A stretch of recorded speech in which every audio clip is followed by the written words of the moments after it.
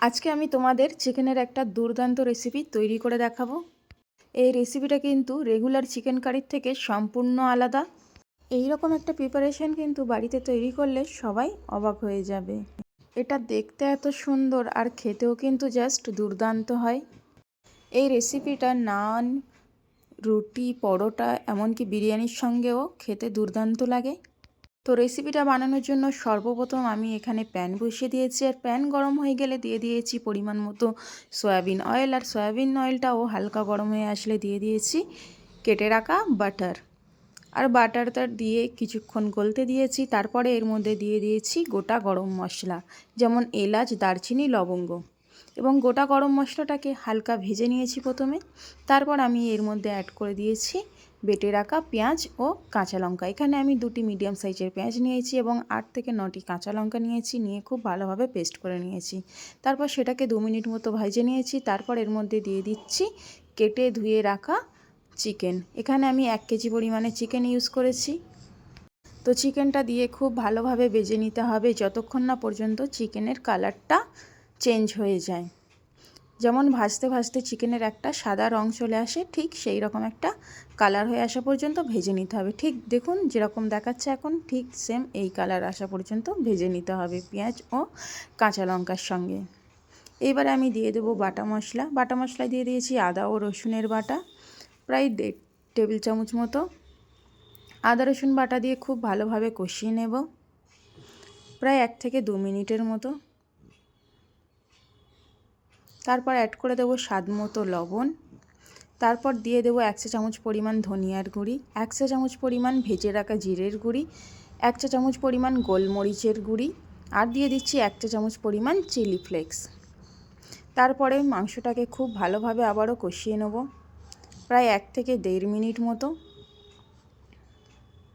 তারপর কিন্তু আমি এর মধ্যে দিয়ে দেবো ফেটিয়ে রাখা টক দই। যেহেতু আমি টক দই দেবো সেই জন্য আমি এর মধ্যে কোনো রকম পানি ইউজ করিনি, কারণ টক দই দিলে অলরেডি এর মধ্যে থেকে কিছুটা পরিমাণে পানি বের হয়। তো টক দইটা দেওয়ার সময় সব সময় একটা জিনিসের দিকে লক্ষ্য রাখবে, যাতে গ্যাসের ফ্লেমটা লো থাকে। তো পরে আবার গ্যাসের ফ্লেমটা বাড়িয়ে দিয়েছি যখন টক দই থেকে পানি ছাড়া শুরু করে দিয়েছে। তো টক দইয়ের পানিটা শুকিয়ে গেলে খুব ভালোভাবে কষিয়ে এর মধ্যে টক দই এর বাটিটা ধুয়ে সামান্য পরিমাণে পানি দিয়ে দিয়েছি। এবার খুব ভালোভাবে নাড়াচাড়া করে দিয়ে এটাকে আমি ঢাকা দিয়ে 4 থেকে 5 মিনিট মতো মিডিয়াম ফ্লেমে রান্না করে নেব। ওটা যতক্ষণ রান্না হচ্ছে ততক্ষণ এই দিকে আমি একটা প্যান বসিয়ে দিয়েছি, আর প্যানের মধ্যে দিয়ে দিয়েছি 1/2 চা চামচ পরিমাণ ঘি, আর দিয়ে দিয়েছি কিছুটা পরিমাণ বাটার।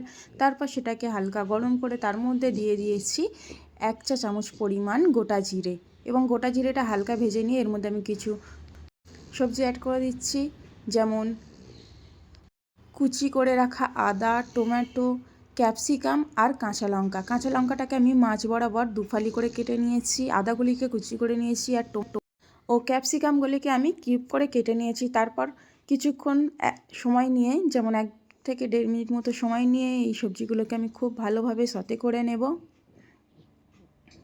তারপর এগুলিকে আমি দিয়ে দেব মাংসের মধ্যে। ততক্ষণে কিন্তু মাংসের পানিটাও শুকিয়ে গেছে। তো এইবার আমি চিকেনের মধ্যে এটাকে অ্যাড করে দেব।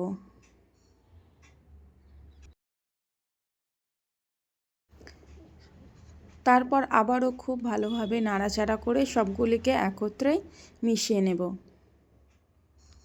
এই রেসিপিটা একবার হলেও তোমরা বাড়িতে অবশ্যই ট্রাই করে দেখো। এটা কিন্তু খেতে আর দেখতে জাস্ট দুর্দান্ত এই মাখনি চিকেন রেসিপিটা। তো এইবারে আমি এর মধ্যে অ্যাড করে দিচ্ছি বাড়িতে বানানো ফ্রেশ ক্রিম।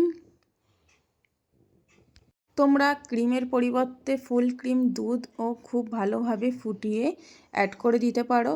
তো আমি এখানে 1 বাটি পরিমাণে দিয়ে দিয়েছি। তারপর খুব ভালোভাবে নাড়াচাড়া করে ফুটিয়ে নিচ্ছি। তারপর এর মধ্যে অ্যাড করে দিচ্ছি 1 চা চামচ পরিমাণ গরম মশলার গুঁড়ো, আর দিয়ে দিয়েছি কিছুটা কসুরি মেথি। আবারও খুব ভালোভাবে নাড়াচাড়া করে একত্রে মিশিয়ে দিচ্ছি। এইবার আমি টক দইয়ের টকটা ব্যালেন্স করার জন্য দিয়ে দেব খুবই কম পরিমাণে, প্রায় 1/2 চা চামচেরও কম পরিমাণে চিনি। চিনিটা দিলে কি হয়, মশলার স্বাদটা কিন্তু ব্যালেন্স হয়ে যায়। আর টক দই দিলে সেই ক্ষেত্রে বেশি টকও থাকে না, অতিরিক্ত টক টক হয়ে যায় না। তো রান্নাটা আমার কমপ্লিট। এই দেখো চিকেন ট্যাংরিটা তুলে দেখাচ্ছি, কত সুন্দর লোভনীয় লাগছে দেখতে, আর খেতেও কিন্তু অসাধারণ হয়েছিল। রান্না আমার কমপ্লিট হয়ে গেছে, এবার আমি গ্যাস অফ করে দিয়েছি। তো রেডি হয়ে গেছে আমাদের মাখনি চিকেন রেসিপি। এইবারে আমি একটি বোলের মধ্যে চিকেনটাকে সার্ভ করে নিচ্ছি। এই রেসিপিটা কিন্তু তোমরা মেহমান আপ্যায়নে রাখতে পারো, তাহলে কিন্তু মেহমানও খুশি হয়ে যাবে আর তোমার রান্নারও খুব প্রশংসা করবে। আমার হাজব্যান্ড খেয়ে তো অনেক প্রশংসা করেছে, বলছে একদম অন্যরকম টেস্ট, অন্যরকম স্বাদ, আর খেতে জাস্ট ওয়াও হয়েছিল।